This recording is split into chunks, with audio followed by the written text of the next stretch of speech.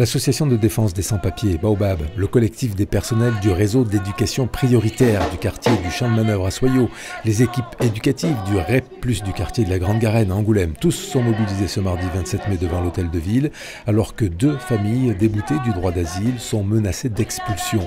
Sans logement, ces familles vont se retrouver à la rue. Il n'y aura plus qu'à lancer une procédure au QTF.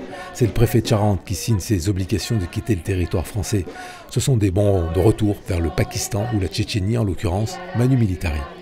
C'est contraire aux valeurs de la République pour Annabelle Moqueur du syndicat Sud Éducation.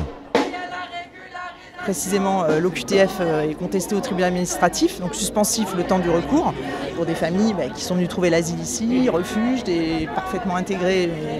On a nous créé des liens avec les familles, elles sont là pour trouver un avenir meilleur pour leurs enfants et en face il n'y a que du rejet, quoi. Donc plus que dans une situation, le papa a une promesse d'embauche, donc il aurait les moyens de subvenir aux besoins de sa famille. Donc on ne lui laisse même pas cette possibilité-là.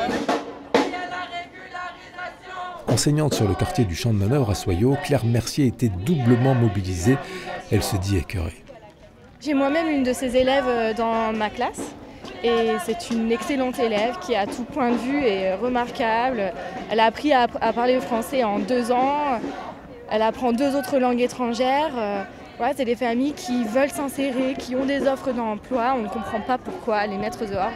Il y a un manque d'humanité crasse et déplorable et d'une tristesse sans nom. Actuellement, Charente, une vingtaine de familles sont hébergées dans le département. Elles peuvent être expulsées de leur logement à tout moment.